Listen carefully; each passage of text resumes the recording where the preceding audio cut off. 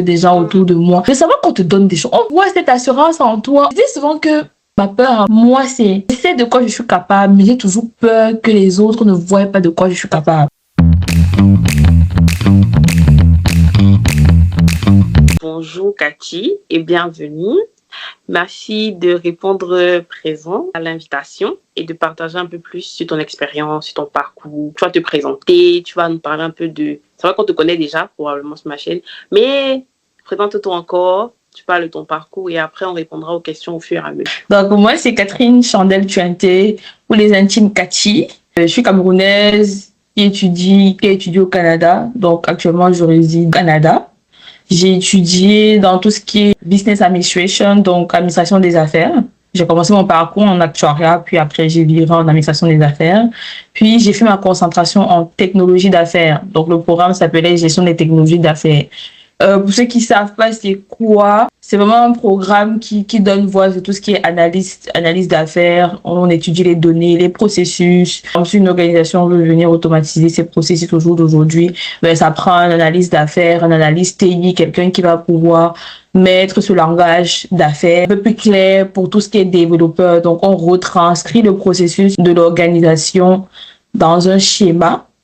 C'est le schéma qu'on propose à l'équipe de la TI. Donc, de tous ceux qui sont développeurs, concepteurs, codeurs, bref, tout ça. Puis, c'est grâce à ce schéma qu'ils arrivent à comprendre qu'est-ce qu'ils doivent coder, qu'est-ce qui doit changer dans le processus, à quel moment précis. Et ça nous aide aussi de savoir quel processus a de la valeur ajoutée ou pas. Donc, en gros, c'est dans ça que j'ai étudié. Donc, mon parcours a été études de cas d'entreprise qu'il fallait monter le dossier d'affaires, modéliser le processus, proposer de nouvelles choses avec la nouvelle technologie qu'on a au jour d'aujourd'hui. J'ai gradué en 2024. En juin, j'ai eu ma graduation. Puis, je suis entrée au marché du travail. Aujourd'hui, je ne suis plus étudiante et je travaille. Et je suis analyste pilote en système. C'est mon petit parcours à l'aide. Est-ce que durant ton parcours, justement, directement pendant ton parcours, vous mettez déjà dans le bain professionnel, vous sentez vraiment que j'étais déjà préparée? Je pense que oui, dès le moment où j'ai commencé à travailler, genre mon premier travail ici au Canada, c'était déjà un peu ça. Faut savoir que moi j'ai commencé en télétravail. C'était un peu moins compliqué de ne pas me voir dans ce contexte de travail parce que bon, tu es à la maison, tu travailles. Et tu as conscience qu'à ce moment-ci, je dois me lever pour travailler. Donc, je dirais que l'immersion en soi, c'est assez calme, honnêtement. C'était pas très brusque. Et puis, quand je venais, je savais déjà que j'étais prête pour aller à l'école et puis travailler aussi à côté. Donc, c'était pas compliqué de me visualiser sur le marché du travail. Je dirais que entre le travail que tu fais quand tu es étudiante et le travail que tu fais maintenant quand tu n'es plus étudiante, je sais pas, je pense que c'était un peu différent.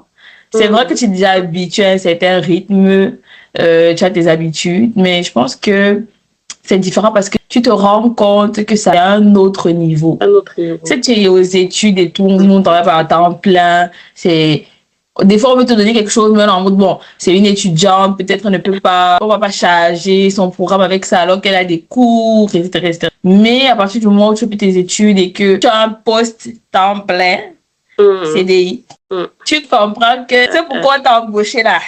Donc, non, ça n'a pas été difficile. Je dirais que j'étais assez prête. Mais justement, connaissant un peu l'intérieur de ton parcours, c'est que par rapport au sujet d'aujourd'hui, de la peur et tout, je sais que tu as même été confrontée à ça.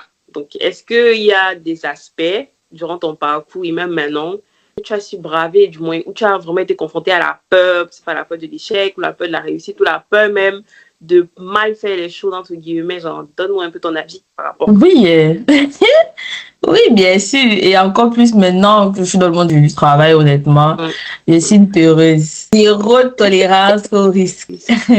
Mais je veux l'argent. C'est très bien de préciser. Je veux pouvoir être en capacité avoir de l'argent parce que je travaille, mais avoir des ressources propres grâce à ce que j'ai accompli.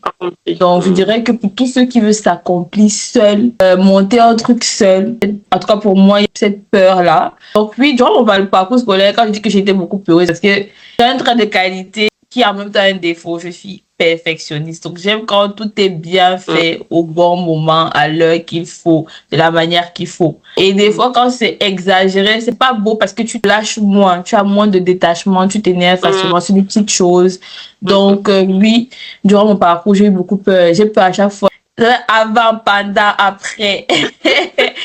Dans la peur commence à partir du moment où j'ai peur de ne pas avoir assez étudié.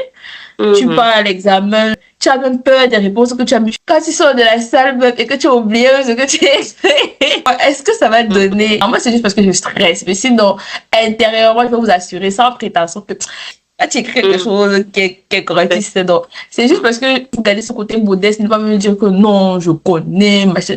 J'étudie jusqu'à la dernière minute. Moi, je disais qu'on ne sait jamais, donc oui, j'ai eu peur durant mon parcours. Le temps intermittent entre j'ai fini mes études, est-ce que je vais trouver ce que je fais, c'est dans quoi je vais travailler. Ouais, c'est autre chose, c'est autre chose. C'est autre chose, c'est autre chose. Et puis, je ne peux pas dire que je suis certaines personnes peuvent se lever un matin, on dit que on ne te veut plus et tout, mais j'aime ce que je fais.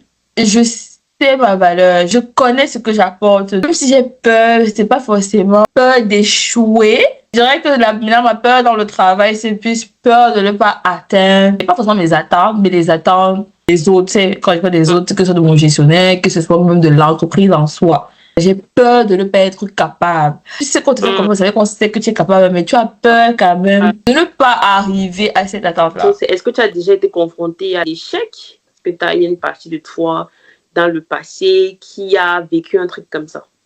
Oui, j'ai deux situations où la première, c'était un échec mental, puis la deuxième, c'était un peu plus physique, je dirais. J'ai commencé mon parcours en actuariat.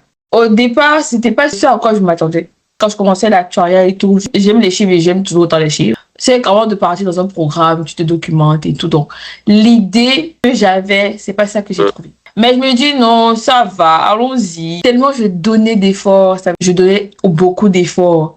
Et puis à un moment donné, tu donnes tellement d'efforts, puis tu vois un certain résultat. Dans la session, j'avais pris mes cours, tout. Dans mon cours de probabilité, je me rappelle, le prof avait dit non, les effets de connexion, je veux pas entendre ça. C'est une minute en retard, c'est zéro.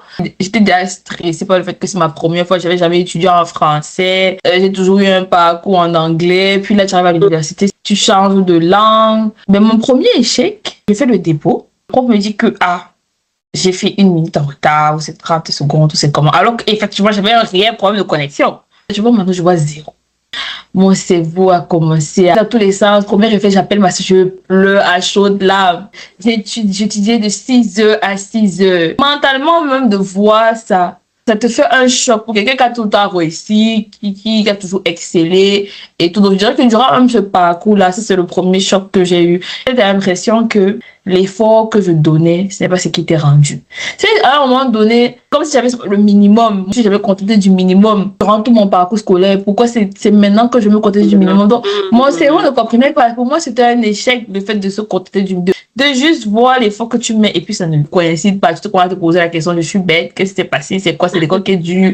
Tu te poses tout genre de questions, tu te blâmes toi-même, peut-être tu n'étudies pas bien, peut-être tu ne fais pas bien les bonnes choses. Et ça même, j'ai fait la requête, après le prof a dit que, même si c'est qu'il corrige et tout, il va me retirer 20%, il dit qu'il n'y a pas de problème. Dans le rouge, comme ça, dit que waouh. Quand je finis ma première session, je passe pas tous mes cours. Pour moi, c'est un échec. Pour moi, je ne visualisais pas que je pouvais étudier quelque chose et échouer. C'était comme, donc j'ai vraiment échoué. Donc il faut commencer à réaliser que, ça arrive d'échouer. Tu vas seulement aller reprendre encore le cours. Et quand tu vas reprendre le cours, les parents vont encore payer. Pour un même coup, ça pèse aussi un peu. Maintenant, l'autre échec, aujourd'hui, je ne considère pas ça comme un échec. Mais à ce moment-là, oui. Aujourd'hui, je considère ça comme le sauveur de ma vie. J'ai changé de programme. Pour moi, c'était tu commences quelque chose, tu termines. Donc, au tout début, je l'avais vu comme un échec, comme un abandon. Et je suis quelqu'un qui n'aime pas abandonner. C'est vrai que je m'obstine beaucoup. Si c'est que j'ai laissé, ça veut dire que j'ai laissé toutes les solutions. La têtitude, ça m'a dépassé les derniers niveaux parce que j'ai dit que c'est bon, je ne peux plus. Donc, oui, le fait de changer de programme au tout début, j'avais vu ça comme si j'avais échoué. C'est pourquoi j'étais venue. C'était ça que je venais faire. Puis, je n'ai pas pu. Tout début, je l'ai vu comme un échec. Mais j'ai envie de dire qu'au jour d'aujourd'hui, pour moi, c'était ça. Parce que c'était Il tracé. fallait aller ça. Ouais, il fallait Il ça. fallait ça. Et que ce n'était pas forcément pour moi. Parce qu'au jour d'aujourd'hui, l'ironie, c'est que je travaille avec l'équipe d'actuariat. Ça reste mon bain, ça reste quelque Mhm. chose que je côtoie tous les jours. Des échecs de refus d'emploi, tout ça. Ouais. Oui, c'est le parcours, c'est le Ouais. parcours. Pour ce volet-là, ça m'a été une peur, comme je disais tantôt, de est-ce que je vais vraiment trouver quelque chose dans mon domaine après mes études? J'ai paniqué. Tu restes comme ça, tu fais des entrevues et tout. Oui, tu te regardes toi, mais tu regardes sur le parcours des autres et je Mhm. rends grâce, honnêtement. Je ne peux pas me plaindre. C'est quelque chose que j'avais dit. Éviter de se plaindre. Parce que tu ne connais pas ce que l'autre vit. Oui, je peux dire aujourd'hui qu'il y avait un temps d'attente et tout, mais si on veut bien regarder, si on veut bien regarder, j'ai cherché et j'ai trouvé. Est-ce que durant justement, déjà par rapport aux études, est-ce que tu as eu peur de décevoir les autres, genre peut-être tes parents, ta famille, les profs? Et quand tu as commencé à travailler, est-ce que tu as eu peur de décevoir justement ceux qui t'ont accepté, ceux qui t'ont recruté, Pour quoi? l'école, oui, au tout début, à Mhm. chaque fois même, c'était une motivation. Et puis, moi, ma famille m'a beaucoup aidé. Mes amis, mon entourage, j'ai eu Mhm. un soutien vraiment magnifique. Donc, à aucun moment, j'ai eu l'impression que mais Mhm. à aucun moment, j'avais souvent mes crises, mes petites plaintes et tout ça, tu sais. Les petites plaintes que, ah, pourquoi, nada. Mais vraiment, c'est le fait qu'ils n'ont jamais vraiment douté de qu'est-ce que j'étais capable. Genre, à chaque fois que je voulais dire que, ah, est-ce que je vais, c'était Cathy, tu vas réussir. C'était pas des, ah, pourquoi tu Mhm. doutes? Non, j'ai toujours vraiment un soutien. Non, je dirais que ma famille, quand même, me soutient peu importe ce que je fais. C'était pas forcément leurs attentes à eux, c'est mes attentes à moi. Et puis, en fonction de ça, ben, accepte quoi. C'était Mhm. pas Mhm. que, oui, les parents veulent forcément que tu réussisses, mais ils vont pas te dire, ah, je veux que tu excelles, être ici. Peut-être quand tes grades vont sortir et tout, papa, maman te demander, ah, tu as eu combien? Mais ma chérie, ah, Mhm. ah, tu aurais pu avoir un ah non. C'était comme, ah, tu as pas, ok, ça c'est beau. Puis c'était pas en mode prochainement, vas-y, machin, machin. De toute façon, ils savaient que moi j'avais dit à la niaque. Quand ils venaient là, c'était même pas pour avoir moins de A. Donc ça ne me mettait pas de pression. Donc, pour ce volet-là, je dirais que c'était plus mes attentes qu'il fallait que moi j'atteigne, pas les attentes de mes parents, parce que peu importe ce que je donnais, ils étaient là pour me soutenir, pour me dire que ah, tu as donné du mieux de toi la prochaine fois, Mhm. ah, c'est magnifique, ah, c'est beau. Donc, en soi, je pense que pour mes parents, le but c'était de les rendre fiers. Ça, c'était la Mhm. peur que j'avais. C'était une joie pour moi de voir cette fierté-là. Pas seulement le jour de ma graduation, mais tous les jours, soit dit et que ce soit en action aussi. C'est une grâce, c'est une immense joie. Et puis pour le travail, quand ils m'ont pris, je n'ai pas eu peur. Je sais pas comment expliquer. Je connaissais ce que je voulais. Je connaissais ce que j'étais prête à donner. Je n'avais pas forcément peur quand j'ai commencé. C'était juste en mode, ah, il y a beaucoup de choses à apprendre, oui. Est-ce que Mhm. je vais pouvoir? Si tu pourrais faire ça, est-ce que tu vas pouvoir? Est-ce que tu comprends? Mon gestionnaire, je dois assurer que vraiment, ce dans quoi tu fais là, ça prend au moins 2 à 5 ans pour maîtriser tous nos différents systèmes. Pas vraiment peur, mais je dirais que même du côté du travail, genre, le fait d'avoir la confiance des gens autour de moi, de savoir qu'on te donne des choses. On voit cette assurance en toi. Je dis souvent que ma peur, moi, c'est je sais de quoi je suis capable, mais j'ai toujours peur que les autres ne voient pas de quoi je suis capable. Est-ce que les autres en face voient ce que moi je vois en moi? C'était ça la vraie Mhm. peur, honnêtement. C'était ça la vraie peur. À partir du moment où tu sens que on voit ça, on a cette confiance en toi, ça t'encourage à te donner, à ne pas te stopper, honnêtement, à dire ce Mhm. que tu penses, en t'affirmant de la bonne Mhm. façon. On sait que elle, si elle a tel truc, il faudrait qu'elle soit là, parce qu'elle peut apporter quelque chose de nouveau. Mhm. Tu vois. Franchement, good point. Good point. Et je dirais que c'était ma peur, une fois ça s'extorme. C'est sûr que la peur n'est pas vraiment jamais Jamais. définitivement tout ce qui concerne Mhm. le travail. Que tu arrives, tu comprennes c'est quoi l'échec. J'ai fait une conférence et moi j'ai oublié ce que le type l'a dit. Mais quand il fait sa phrase est tellement belle que c'est de savoir c'est quoi l'échec. Des fois, même, ce n'est même pas l'échec. C'est juste que tu as réussi d'une façon différente ou bien tu ne dois pas voir ça comme l'échec. Il faut savoir reconnaître son excellence. Il faut savoir reconnaître où on excelle. Il faut savoir se dire que même dans l'échec, il y a l'excellence. C'est contradictoire, mais d'amener nos Mhm. équipes, de nous amener à penser pas que c'est un échec, mais que il y a de l'excellence dans ce que tu as réalisé. Ne me vois pas comme l'échec. Vois que tu as excellé et tu vas faire mieux après. Tu voulais exceller au niveau 3, c'était un niveau 1. Échec là, tu as excellé pareil. Il y a des gens qui ont appris, il y a des gens qui sont peut-être développés durant ce processus, il y a eu des conciliations. Dans ton échec, trouver l'excellence. Moi, je sais que oui. Est-ce que tu as déjà hésité à te lancer sur un projet parce que tu avais la peur, par exemple, d'échouer? Et aussi, il y a la peur de réussir. Du moins, je pense qu'il y a aussi cet aspect-là où tu vas faire quelque chose, ça va marcher. Mais tellement ça va bien marcher, que quand tu vas voir l'ampleur, est-ce que je serais capable de supporter ça? Est-ce que quand on m'a payé tous les jours, est-ce que je serais capable de vraiment me modeler à ça et tout? Est-ce que tu as déjà vécu ça? J'ai vu là tous les jours. Tous les jours. Parce qu'au début, j'ai dit qu'effectivement, pour moi, c'est une façon de s'accomplir. C'est de pouvoir faire quelque chose pour moi-même. L'argent, je vois même plus au côté réussi. Se dit que quand tu reçois une transaction, c'est dû au fruit de quelque chose que tu as. En fait, c'est ça même. C'est l'idée là qui me plaît. C'est de savoir que je reste comme ça. Je regarde. Moi qui ai pensé ça. Oui, j'ai eu peur. J'ai toujours peur. Et ma peur, c'est plus c'est de savoir comment je pense que les gens ont besoin. Est-ce que les gens ont vraiment besoin de ce besoin? J'ai tellement peur de me lancer. Mais si c'est que tu fais ça, ça peut donner l'argent. Tu fais comme si tu fais comme ça, tu fais ça.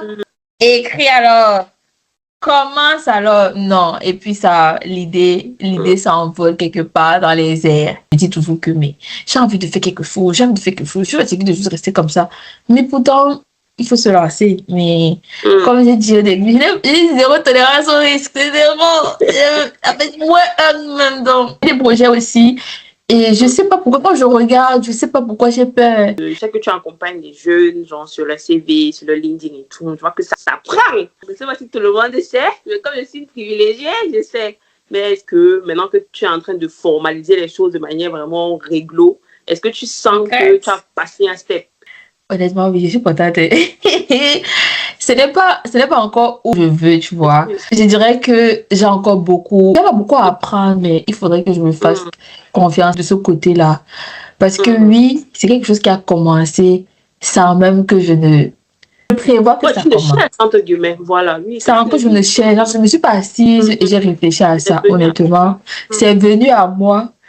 Et comme je réfléchis toujours, et puis quelqu'un m'avait soufflé que ça sert à rien de mettre ton temps comme ça, faudrait que tu monétises. C'est de là que c'est parti. J'ai vu que même jusqu'à là, quand je disais aux gens que mes services dorénavant vont être payants, c'était en mode ok. En fait, moi, c'était cette peur-là. Honnêtement, quand j'ai commencé mon concept, c'était pour besoin que je pensais que c'était nécessaire. Pour la petite histoire, et ça vient de pourquoi c'est quand la plupart voyagent, les étudiants étrangers qui viennent peut-être de notre continent africain, surtout, je dirais que ma cible, c'est le continent africain. C'est quand on arrive et on entend parler de certaines plateformes. LinkedIn, de Indeed. On rend compte que la majorité, on a à peu près le même. C'est quand je suis arrivée que j'ai créé mon profil. Là, quand tu parles au pays, mais pourquoi créer mon profil? Il n'y a pas de raison. C'est quand tu viens vraiment quelque part où tu vois que il faut que tu crées le profil, il faut bien que tu bâtisses ton réseau, que tu comprends son importance. Je n'avais jamais entendu parler de ça. Donc, c'est quand j'arrive au Canada que j'entends parler de ça. Donc, je fais une conférence. Je décide avec certaines personnes de faire une conférence pour pouvoir parler de ça, pour pouvoir que ça s'ébrouille, que le monde sache que c'est important de bâtir son réseau. Donc, c'est même pas juste de LinkedIn en soi, c'est de pouvoir ébruiter le fait que c'est important de bâtir son réseau. Peu importe ce que tu veux devenir demain, c'est important d'avoir un réseau professionnel. D'assister à des conférences, de t'instruire tous les jours, agir ton champ de vision. Parce que ce dans quoi tu as commencé aujourd'hui ne peut ne pas être ce dans quoi tu vas terminer. C'est l'avis de quelqu'un qui peut t'aider à décanter une situation demain ou bien décanter la situation de quelqu'un que tu connais, qui connaît quelqu'un que tu connais. Donc, c'est comme ça que c'est parti. Et puis, j'ai reçu beaucoup de tours. J'étais comme, ok. Après, je suis repartie encore dans ma petite case. Donc, j'ai fait ce premier voyage, je suis repartie encore dans mon trou. Je sens qu'ils sont venus me solliciter. Je veux vraiment que tu me prennes et tout. Et puis, il faut savoir que mon bac me permet aussi d'être consultant. Donc, je reçois ma première personne. Et puis, bim. J'ai ma lanterne qui fait comme ça. À un moment donné, tu vois qu'il y a besoin, mais tu vois, qu'est-ce que j'ai me raconter là-bas? Je te pose la question parce que tu as peur. C'est de te retracter, de ne pas voir que oui, il y a besoin. Je me lance, on appelle ça s'aimer lancer. Oui, je suis sollicitée, mais j'ai gardé à petit échelon. Et c'est pas bien d'avoir peur. Pourquoi est-ce que je reste là? Pourquoi je n'ébrouille pas? J'ai juste peur que ça ne fasse pas l'effet que je veux. Tu sais ce que tu veux, tu connais où tu pars, mais faudrait juste attendre ce pic. Je dirais que c'est ce qui m'a permis de commencer avant de repartir dans mon trou de... Vous savez vous vendre, tu connais tes capacités, il faut connaître comment se vendre, c'est très important. Même dans tes débuts, on n'est pas là à l'école pour rien. On n'a pas eu de bonnes notes pour rien. C'est savoir se vendre. Comment tu te vends, c'est comme ça qu'on t'achète. Achète, non, c'est clair, c'est clair. Je ne disais pas qu'on donne du strict minimum, mais même dans le strict minimum, on sait comment se vendre. Maintenant, quelques conseils pour les personnes, par exemple, qui doutent d'eux, qui, comme tu as dit, par exemple, ne savent pas se vendre, entre guillemets, et qui ont du mal à passer le step, mais même si toi, tu doutes encore, mais qu'est-ce que tu peux dire à ces personnes-là qui sont encore dans la phase où ils n'ont même pas encore testé même un peu pour voir des retours? Honnêtement, j'aurais bien aimé vous donner un très bon conseil à vous, la communauté de Inspired by Gigi. J'aurais bien aimé, mais il faut rester honnête soi-même. Donner un conseil par rapport à ça, c'est que j'ai juste saisi, puis je suis repartie en réflexion. Et c'est ça, c'est ce que je dirais. Saisir l'opportunité quand tu sens qu'elle se présente. Mais sinon, par rapport à tout ce qui est doute, je ne pourrais pas... c'est bien de se connaître, c'est bien de rester honnête et de se dire, OK, aujourd'hui, je ne suis pas encore apte à donner un conseil à quelqu'un d'autre. Il faudrait que moi-même, je travaille sur ça. Toi-même, en tant que personne, tu prends conscience et que tu as déjà conscience que, OK, voici ce que je veux accomplir. Est-ce que je suis prête? Tu te fais une introspection. Est-ce que je suis vraiment prête à le faire? Est-ce que je veux le faire? Et que tu es conscient de tes blocages, c'est sûr que il y a que du bon qui peut arriver après. Que ce soit dans tes projets, que ce soit à l'école, que ce soit même dans le haut travail. Quand tu prends conscience de ça et que tu décides de travailler dessus, c'est sûr que c'est pour le mieux. Bien se vendre. Si tu veux savoir comment bien se vendre, demande mon contact. Merci beaucoup, Catherine, la chandelle, Tchenté, c'est tout son nom. Pour rien. Ton parcours est très inspirant. Je sais qu'on va t'inviter encore plusieurs fois parce qu'il y a plusieurs choses que je sais de ta vie qui m'impactent et qui m'ont impacté sur le marché. Donc, merci encore beaucoup. Ah, c'est trop cute. C'est que j'ai jamais su que je t'ai impacté un peu. Merci beaucoup. Bisous.